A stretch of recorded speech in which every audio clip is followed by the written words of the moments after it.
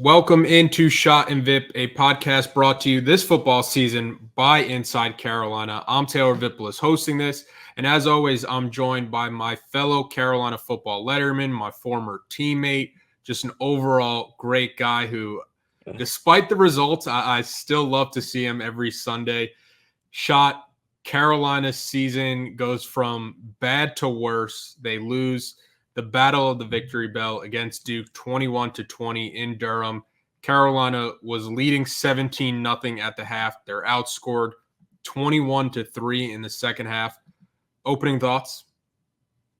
Yeah, I mean, first and foremost, I want to say, thoughts and prayers to everyone affected by the floodings and, the remnants of the hurricane in Western North Carolina. I mean, that I saw some videos on Twitter, and it's just heartbreaking how that can ravage some towns. And so thoughts and prayers to everyone in Western North Carolina or, South Carolina, wherever people were affected. But, talking about the game, I'm watching the game with my dad, who is a Duke grad, former Duke football player.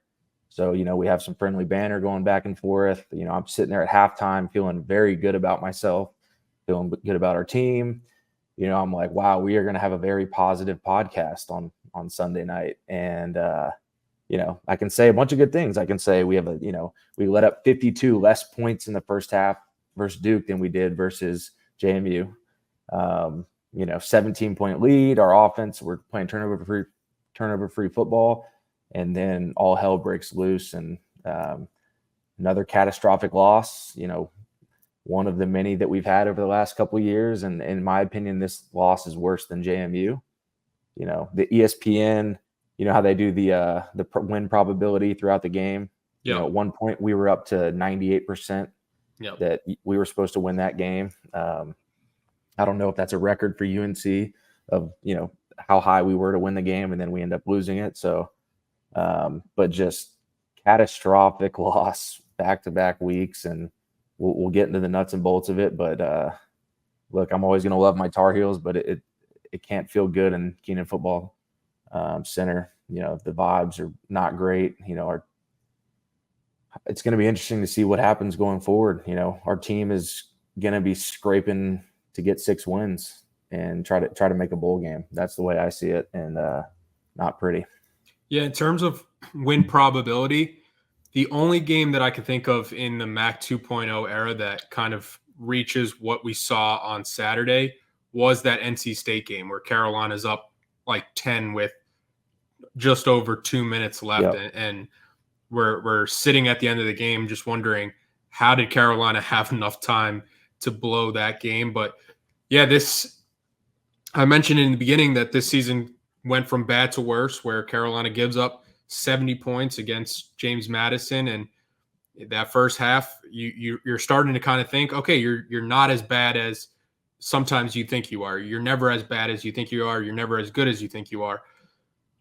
It started to feel like that during that first half, and then that second half started happening, and the Duke staff was making adjustments. The Carolina staff really wasn't, and was trying to just keep doing what worked in the beginning. And you have that kind of collapse where your offense goes stagnant, your defense is giving up big play after big play. You're setting yourself back with penalties to where Carolina is set up for like a 1st and 35 late in that game. And you're looking at it, we're recording this on the 29th.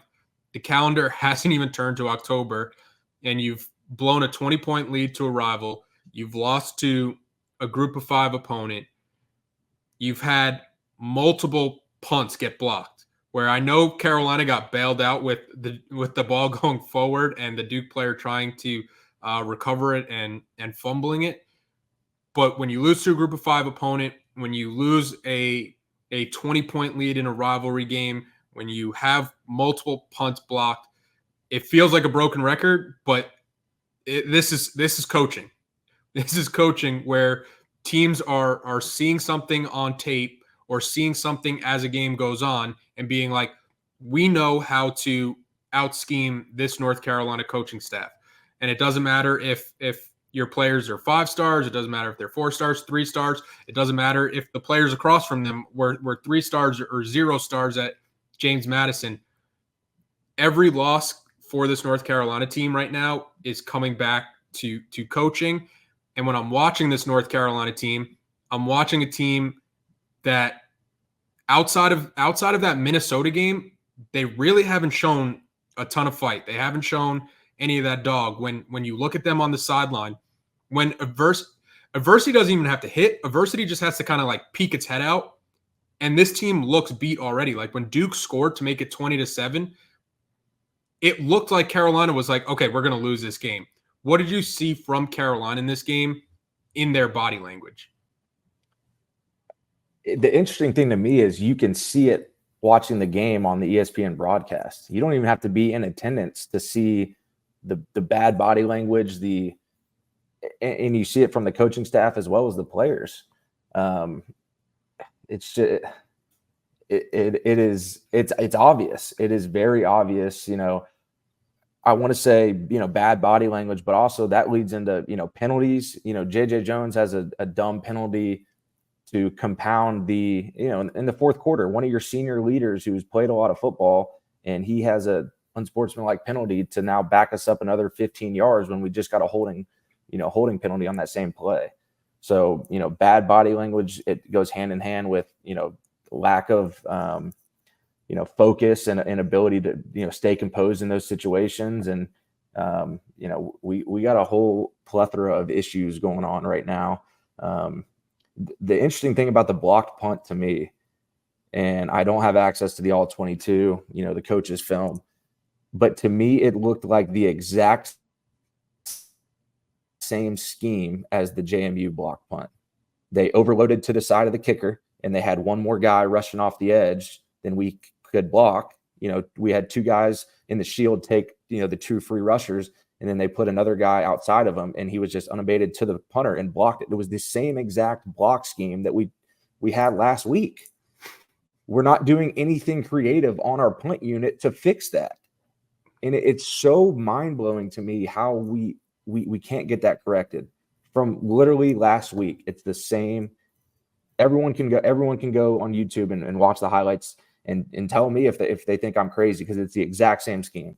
I don't know if they're blaming the punter for operation time or the snapper or what, but like, there's nothing creative about what we were doing on that punt, and it literally happened the week prior. So how can we not get that fixed in 1 week? I don't understand. It's, what's the definition of insanity? Trying the same thing over and expecting different results. Yes. Like, it felt like on that block punt that Carolina got into their look. Duke was like, hey, we saw what James Madison did. Let's just try to run the same exact thing and see if they could block it different. And Carolina was like, nope, let's just keep blocking it the same. Like they were shocked that Duke would try to give the same look that JMU, like they didn't just put that on tape the week prior. And that play didn't lose the game, but it's a microcosm of the season. Yes. And for the rest of the game. Like, we get lucky because we get the ball back, but like, that just shows our lack of attention to detail on special teams, which is one of the three most critical parts of the game. Yeah. And it's been happening week after week, year after year. And it's just, I don't know. What did you, we talk about the coaching on special teams, but I think offensively and defensively in that second half, you got a coaching errors, you got a lack of creativity, just trying to get to the finish line when it felt like Duke had all the momentum, and it was a North Carolina team that was like trying to hold on for dear life when it was very clear Duke has everything going in their side right now, and North Carolina really didn't have any answers for what Duke was trying to do. And it was nothing special offensively for Duke. They beat us with counter, split zone, and they would put a tight end on the ball and run like a zone stretch scheme. 3 runs that our defensive players have seen thousands of times with banked reps between spring ball, fall camp, their own practicing against our team, and then playing against opponents that run the same scheme. And we can't stop it. Here's what I wanted to talk about. I wanted to talk about the 4-minute drill. So Duke got the ball back. They were up 21-20, 4 minutes to go in the game. Okay, Duke's got the ball on their 25 or 27-yard line. Everyone in this stadium. So in football, the 4-minute drill is when the team is winning, possesses the ball, and they're just trying to run the ball to waste the clock, and then hopefully either keep gaining first down so they just don't have to punt or give the ball back to the opponent. They win the game, but most importantly, they're running the clock down. So how do you do that? You run the ball. Duke ran the ball 6 times in that drive, gained 35 yards of field position, forced UNC to waste 2 of their timeouts, and everyone in the stadium knows that Duke is running the ball, and we can't come up with a creative run blitz when they're running these basic ass run plays, split zone and counter and zone, and we're playing too high, and we're not pressuring the run to try to stop them and prevent them from gaining a first down. They gained 2 first downs when everyone in the stadium knows that they're running the ball. It's the same thing that happened, Georgia Tech last year when, the opponent's running the 4-minute drill and we can't come up with a creative run pressure or run blitz to stop them from gaining a first down. And one of the other things that blew my mind to me was in the fourth quarter, they ran a little flare pass to the running back on our sideline. And it was a play where, we had him kind of bottled up, and what's his name? Stick Lane is coming from the top of the defense, and he just throws in a flipper, throws a shoulder at the ball carrier, and it allows the Duke guy to gain another 15, 20 yards. If I'm the safeties coach or the defensive coordinator and I see that, I'm taking him out immediately. It was an awful effort play. I mean, it just a terrible performance. And then, a couple of plays later, he's the one that misses the tackle for the go-ahead touchdown. And it's just like, why don't we get someone else in there? Like, throw Hardy in the game. Change something up. If this guy is not performing, he's obviously there's a misconnection there. And I just don't understand why we are just keep allowing that guy to play when he won't do the right thing. And, the 4-minute drill was what really got me. But just those are some of the coaching errors I see. It's Duke did nothing offensively that was super creative or super taxing on our defense to, for us to play like that in the second half. All right, let's take a quick break so I can remind everybody about our friends over at Congruity. Congruity is the leading provider for Tar Heel business owners, payroll, HR, and employee benefit needs. Inside Carolina listeners can get a free payroll and HR assessment by emailing Matt at Congruity. Email is matt@congruityhr.com. That email again is matt@congruityhr.com. All right, let's get back to the episode. That's kind of a staple for the Manny Diaz coaching games where he's not going to really do anything to beat you and just hope you can kind of beat yourself. And that's exactly what North Carolina did. I was actually surprised in that 4-minute drill when Duke got to it was like 4th and 1 or 4th and 2, and they didn't go for it. But at the same time, you can understand their logic. The North Carolina offense had 3 points the entire second half, was struggling to put any consistent drives together that resulted in any kind of points. Trust your defense, and you get the turnover to end the game when you're sending pressure at Jacoby Criswell. And I think that kind of speaks to the larger point with, I think right now, whoever's playing quarterback, which I do think Jacoby is giving Carolina a chance in comparison to the other quarterbacks that we saw this year. But that offensive line really isn't doing him much favors. And then in the run game, when you're watching Omarion Hampton, he's getting hit 4 yards in the backfield. I have this stat from Pro Football Focus. Omarion Hampton rushed for 103 yards against Duke. How many yards do you think he had after contact? 91. He had more rushing yards after contact than he did total. He had 114 yards after contact. How is that possible? I don't understand it. But when you're watching this game, you're watching him. He's getting the ball handed off to him, and there's already two guys in the backfield trying to make a tackle. Luckily for North Carolina, they have one of the best running backs in college football. So he has the tendency to make the first guy, the second guy, even the third guy at times miss. And he is a special running back. But what you're seeing from Duke and what you're going to see from Pitt and what you're going to see from Florida State and what you're going to see from Georgia Tech is teams continuing to load the box and saying, your offensive line can't block, your quarterback can't make enough throws downfield, and we're just going to keep sending people after you. And when you compound that with a defense who I have the missed tackle numbers. Stick Lane missed 5 tackles. The Carolina defense missed 20 tackles. What did you see from Carolina? And not just one player specific, but it felt like nobody on that defense could tackle, especially in that second half.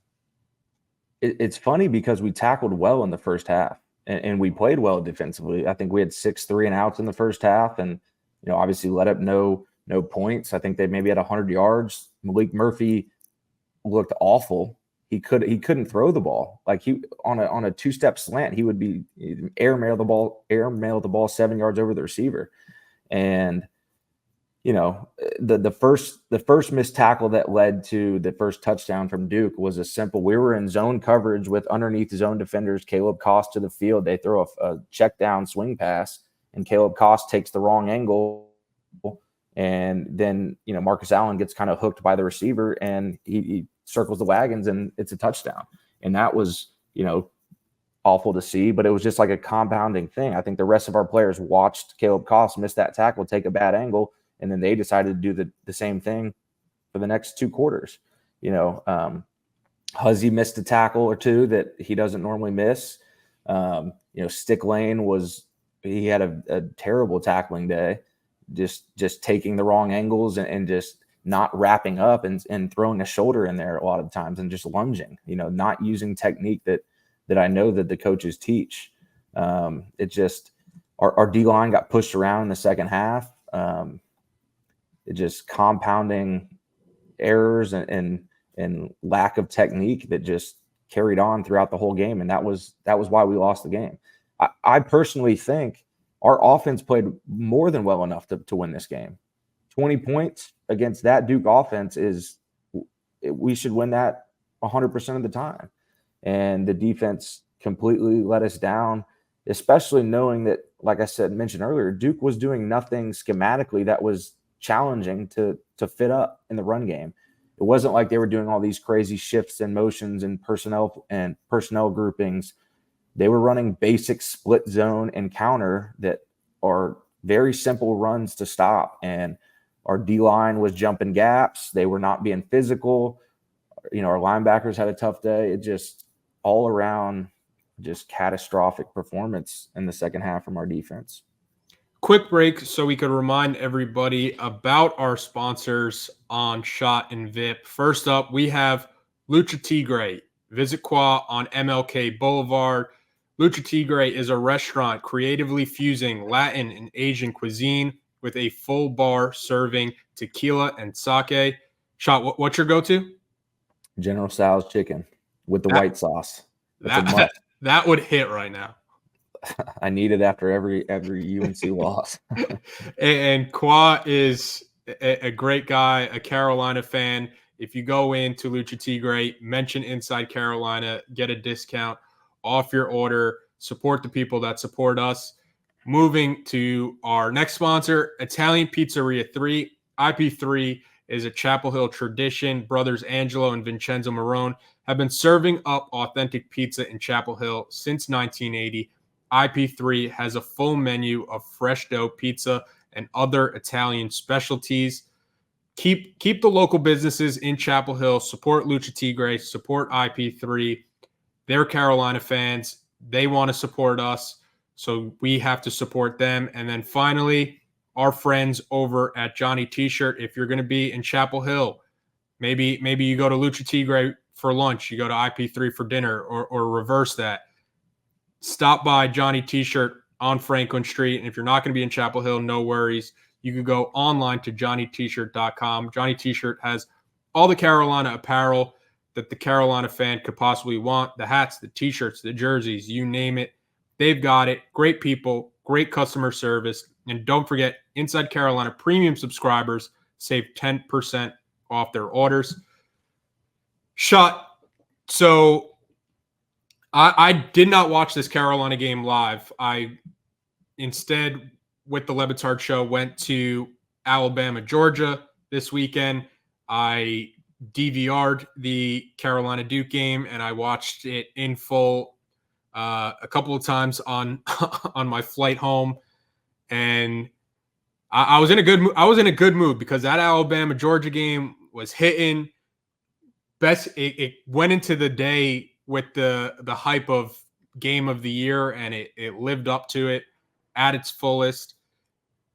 My biggest takeaway watching Alabama Georgia was that the past 2 weeks and even this entire season when I'm watching Carolina, I know Alabama and Georgia are top 5 teams, but it feels like Carolina is playing an entirely different sport than them.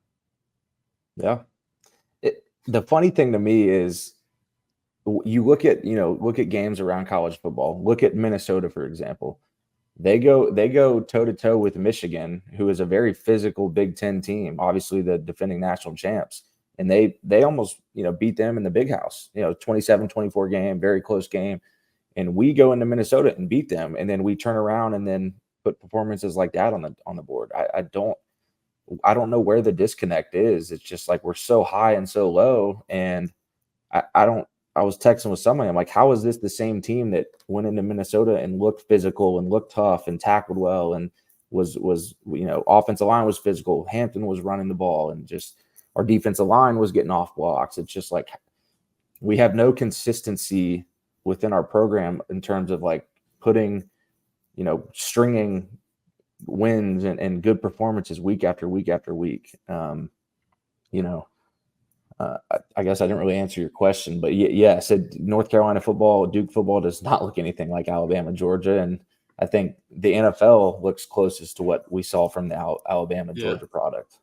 Yeah. And I think you hit it. The lack of consistency, again, falls back to a coaching staff where it's your job to have the team prepared. It's your job to have the team playing at a consistent level week after week, where you could watch James Madison and they're going to look pretty similar to the team that beat Carolina. Now, maybe that quarterback doesn't have that great a game because he's not going against the Carolina defense every week. But for the most part, you know a team's identity and what they're going to try to do. Like a PJ Fleck team, they're going to try to beat you with physicality. They're going to try to beat you with toughness. When Carolina played Minnesota, they matched that physicality. They had more toughness. The problem with this Carolina team is that they don't have an identity. And if they do have an identity, it's that going into every game, we have no idea what we're going to get. And that's where I'm at with this team. And, whether it's like this offseason or before, I think it's over for this coaching staff. I don't really see a way where they can kind of come back from this. I think they've lost a good portion of the fan base. I'm going to be interested to see the fan turnout for when Carolina has their home game this week against Pitt, because when you lose at home to James Madison, when you go on the road and blow a 20-point lead to one of your biggest rivals, it's like we talked about last week with the fan apathy kicking in. It's going to be a tough product to sell every weekend going to Chapel Hill when there's a lot of other things you could be doing during the fall than spend 3 to 4 hours for how expensive going to a football game is, with the rates going up and up every year.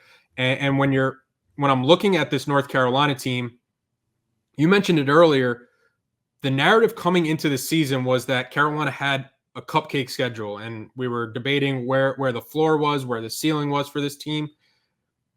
The product that this team puts out on the field, you're looking at them now at 3-2, getting into the heart of conference play. where are they going to get 3 wins from? The ceiling is now a bowl game, in my opinion. It's 6-7 wins.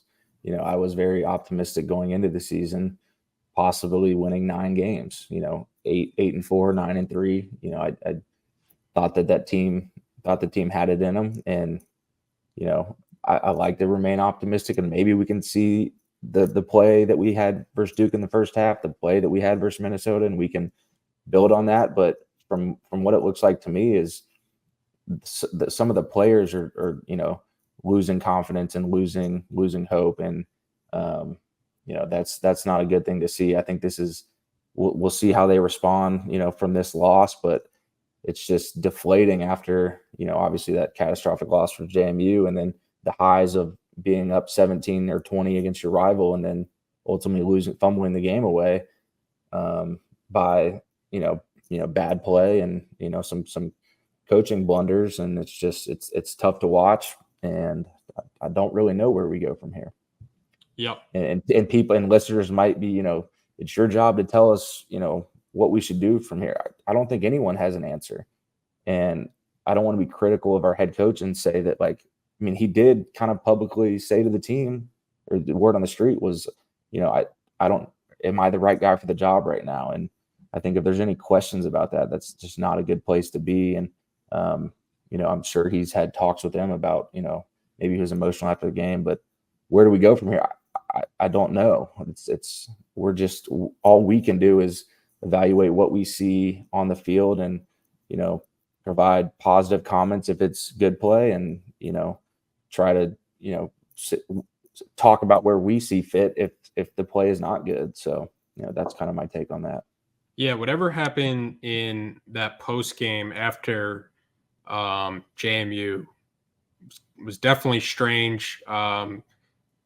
Multiple accounts saying, what was said, what wasn't said, what was taken back, what wasn't taken back.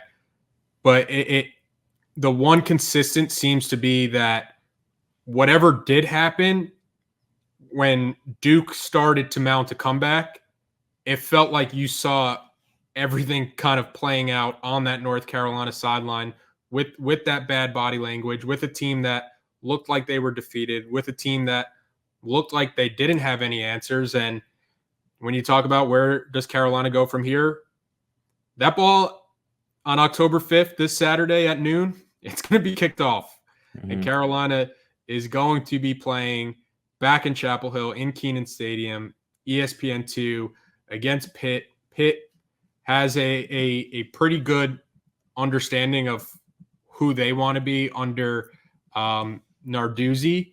And I think this is going to be a tough test for Carolina, where similar to the Duke game, you're against a 4-0 team, a team that's perfect, a team that is riding high on their momentum and has a pretty good identity, or has a pretty good awareness for what their identity is and the style of football they want to play against a team that's reeling and looking for those answers. But we'll see how Carolina does. We'll be back to break it down all next week.